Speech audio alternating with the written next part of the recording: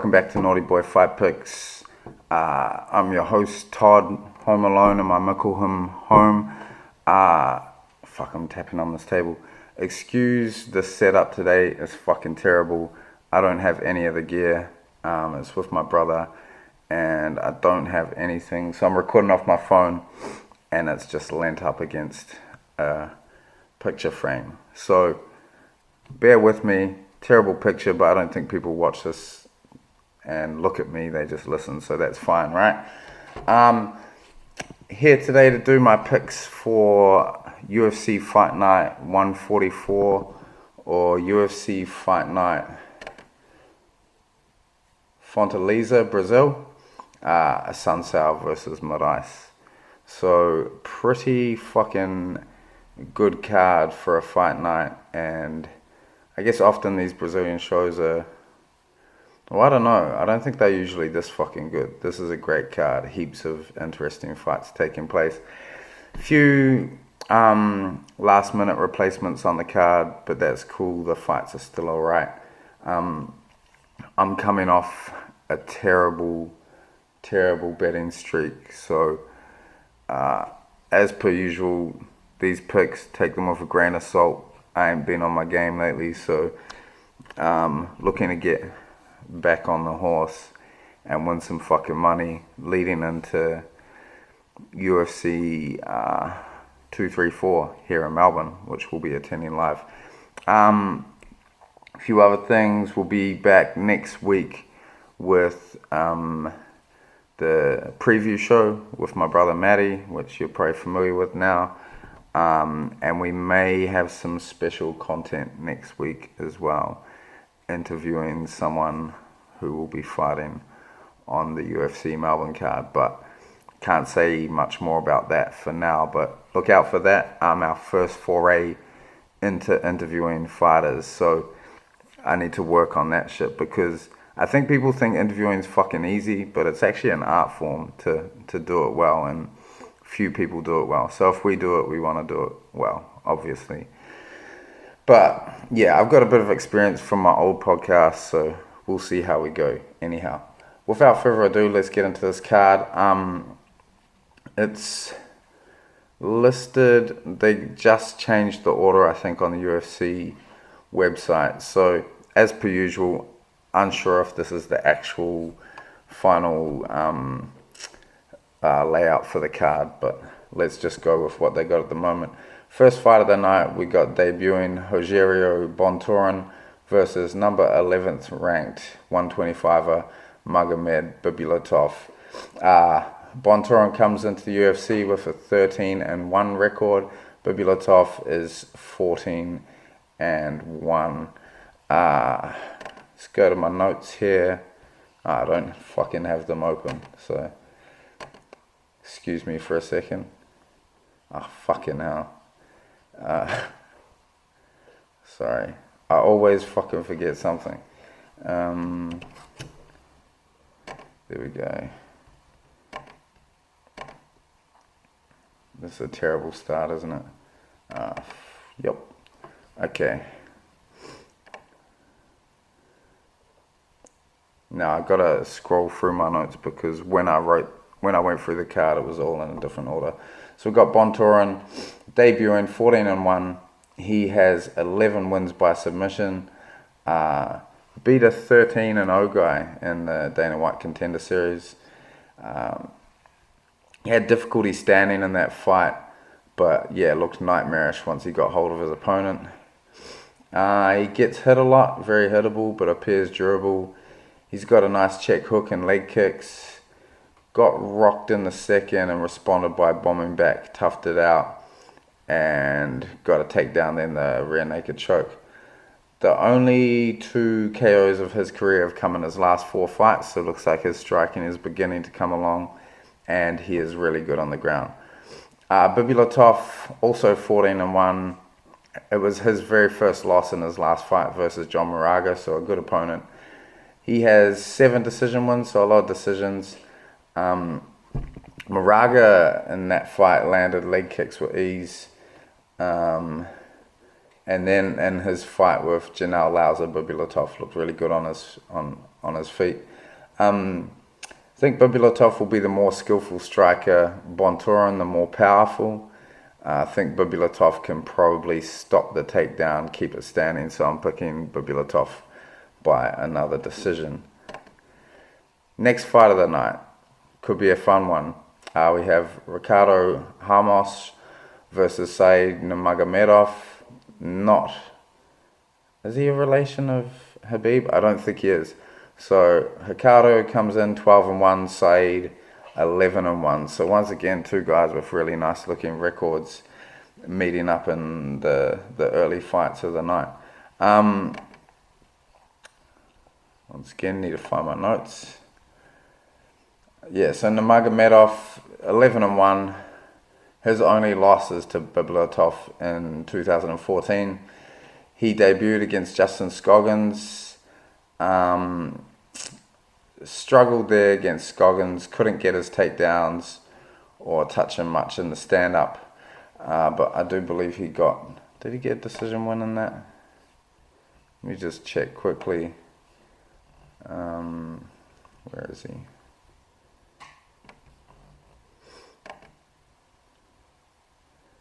I can't recall if this was the fight I was watching and I actually thought, yeah, he got a split decision win over Scoggins, but I thought Scoggins won that, and I think a lot of other people did as well. Bit of a bullshit decision there. Anyhow, Hamas 12-1. He's 3-0 in the UFC so far. He's got 6 submissions, 3 KOs. Comes out to fucking Coolio, Gangster's Paradise, which is fucking terrible. Hamas has nice, long, powerful strikes, likes to spin. He's got great offensive and defensive wrestling as well. Like Hamas here to keep it standing and be the more effective and powerful striker. He should test Nurmagomedov's durability. I do trust him to hang in there, however, so I'm picking Hamas by decision here. Next fight of the night, where are we at? You got Junior Baby Albini, 14-4 versus, this is fucking hard to say, Jairzinho Rozenstruik, last minute replacement. He's 5-0. Where are these notes? Excuse me for being unorganized. The shit's all over the show. Oh, for fuck's sake.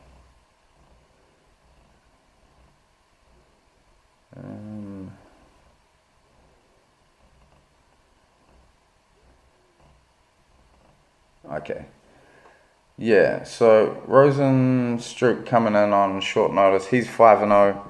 Won his first 4 fights by KO against some pretty questionable competition. His last fight, he went to a decision. That was a fight in Risen. He's got a kickboxing background. He looks alright on the feet. Not like, so when you hear kickboxing background, you're thinking, he might be able to whoop a dude striking in an MMA, but he's definitely got some defensive holes there. He looks like a fucking specimen, but not that amazing once you see him fight. Albini 14-4. Albini's got some decent all-round skills. Head is very upright when standing, and he's coming off 2 losses. I think Albini can, given the inexperience of Rozenstruik, I think Albini should be able to weather an early storm and get this fight to the ground eventually. So my pick here is Albini by submission. But yeah, not super confident in that either, because Albini is hittable and Rozenstruik looks like he can crack, but I think one of those heavyweight cases where you get past the first couple minutes, maybe wrap him up a bit, pin him up against the cage, and this guy might gas. So yeah, picking Albini there via submission. Next fight of the night could be another fun one. Thiago the Pitbull Alves versus Max Payne Griffin. Thiago 27-13, so 40 pro fights, and Max Griffin 14-5.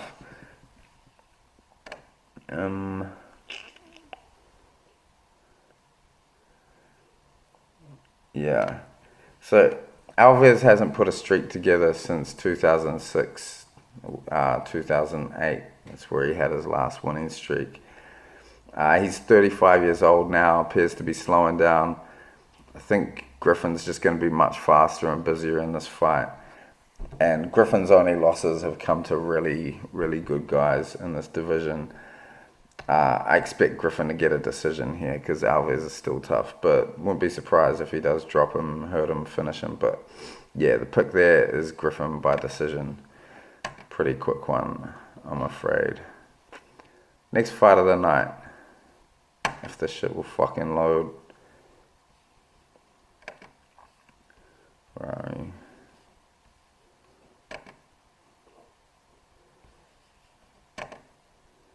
Sorry. Fucking again.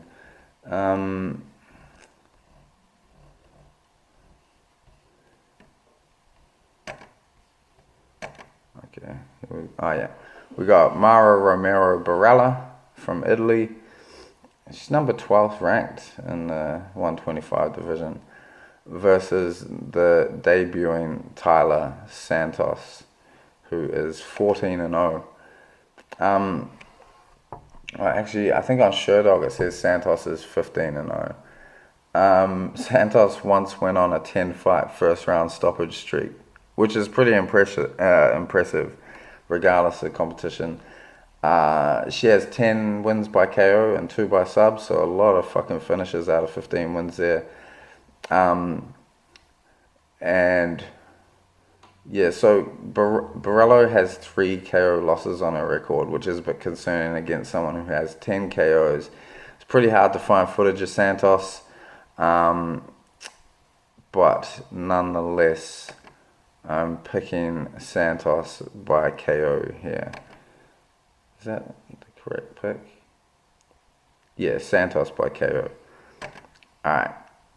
Next fight of the night. Another interesting one. Marcus Perez versus Anthony Hernandez. Perez 10-2, Hernandez 6-0, and Hernandez has the dope nickname of Fluffy. I like that for some reason. It's a middleweight fight here. What do we got?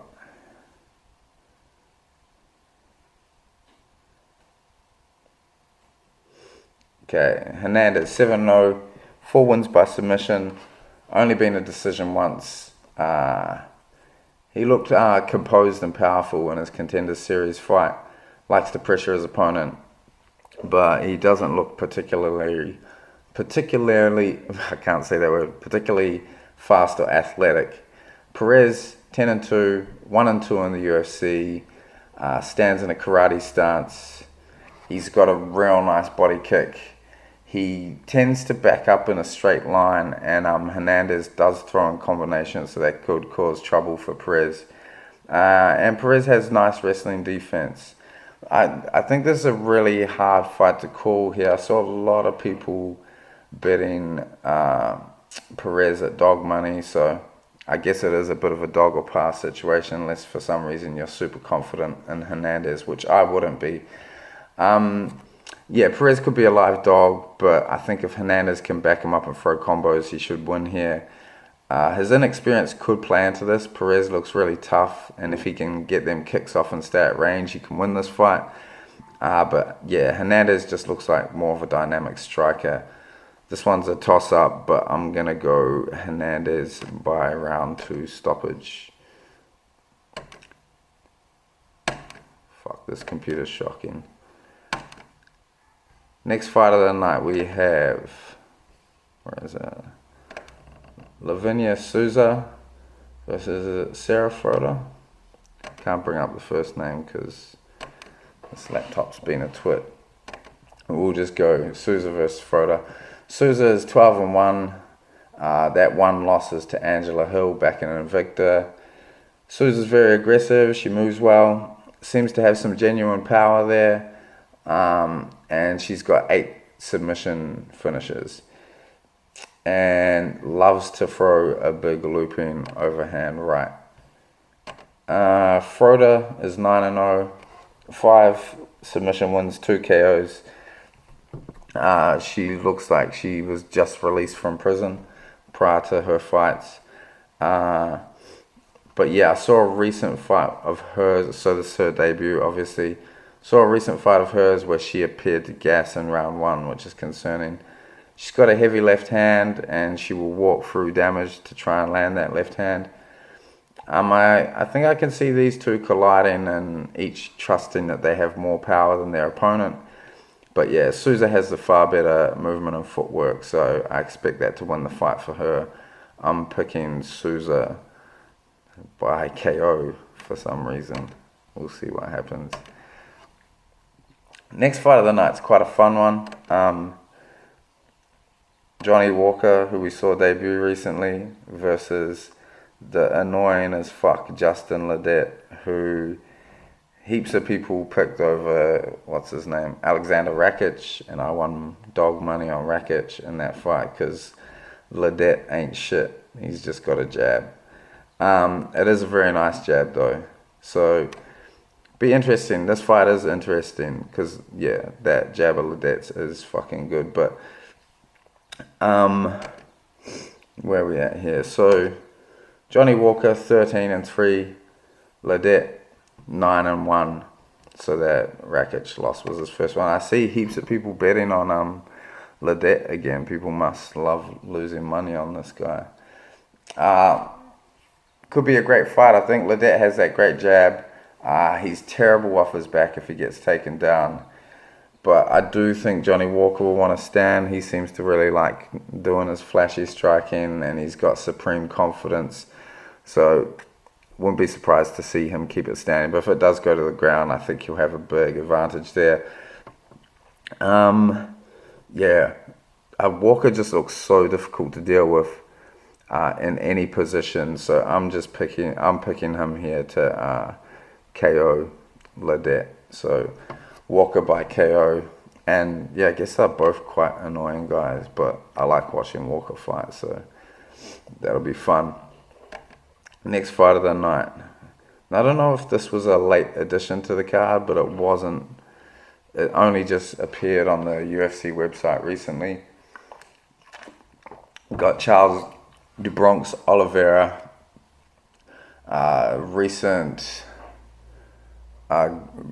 recently obtained a record of most submissions in UFC, I believe, and he's fighting David Tamor, 8-1 out of Sweden. Oliveira's 24-8. Tamor's good, and he's a solid fighter, good striker. He's got decent takedown defense, so he is able to keep most of his fights on the feet. Trained by Firas Zahabi, of course. But yeah, like Tamor's been to decision in his last 3 fights, and doesn't have much finishing power. So I know we have seen Oliveira look fragile before, but he's looked good in his recent fights, and he appears to be motivated. So I think Oliveira can Oliveira is good at creating chaos and getting the fight into positions that suit him, which is chaos. So with the lack of finishing power in mind of Tamor, I think Oliveira can hang in the fight till he gets it to a position he likes, and then obviously his submission game is deadly. Tamor's never been submitted before, but I'm thinking this is going to be that night for him, so I'm picking Oliveira by submission here. Next fight of the night. Another interesting one. Demian Maia versus Lawmen Good.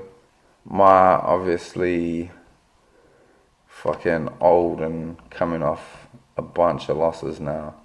Where's my notes on this? Yeah. So Maia's lost 3 in a row. Lawmen Good's 20-4. So he's an experienced guy. He just hasn't been around a lot lately because he had that layoff. Fighting out of Tiger Schulman, I really like that camp. Good fighters, I like their approach, and their team seems to enact good game plans for their opponents. Maia's 41 years old now and dropped his last 3 fights, so I was actually surprised to see him as the betting favorite in this fight. Maia's last 3 have all been against real high-level wrestlers, however, so I think that's the reason why. They're definitely better wrestlers than Good, but I do think that Good has good enough takedown defense to keep this fight standing. As we know, if Maia gets hold of you, that might be the fight, or it's quite likely to be the fight. So, interested to see if Good puts away his kicking game in fear of getting taken down, because that usually is a big part of his offense. But he does have really nice hands, though, so I expect him to come out mainly throwing with the hands, and then as he stuffs takedowns, then he may open up with the kicks later. Maia's obviously tough, but he's fucking worn some serious damage in those last 3 fights. But I am expecting him to stick in there. This is a 3-round fight, so I'm picking Good by decision here, but wouldn't be surprised to see if that damage and age and everything is catching up with Demian Maia. Plus, he's fucking enormous for this division too, so he cuts big amounts of weight. So, Good by decision there. Yeah, I'd really like to see Good get a win too. I think he is a nice, well, he's not really addition because he's been around, but he's been away, so good to have him back and good to see him winning some fights. Co-main event of the evening. This is a big, high-stakes fight. Former champion Jose Aldo versus Renato Moicano. 2 Brazilians, and that's the case in the co-main and the main event. So it'll be interesting to see. Man, that crowd's going to be nuts, because some kind of legendary guys in these fights as well. Moicano's 13-1. He only has that 1 loss to Ortega, but that was in a fight that he was winning. We know how T-City does. He has 5 UFC wins, and most of those wins are over very good opponents. He's got beautiful range weapons, particularly the leg kicks and the jab.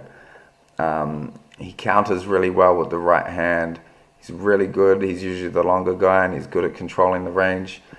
Moicano starts out with those basic strikes, like the jab and the leg kick, and as the fight goes on, he builds upon that and starts throwing in combination more and getting a bit more creative.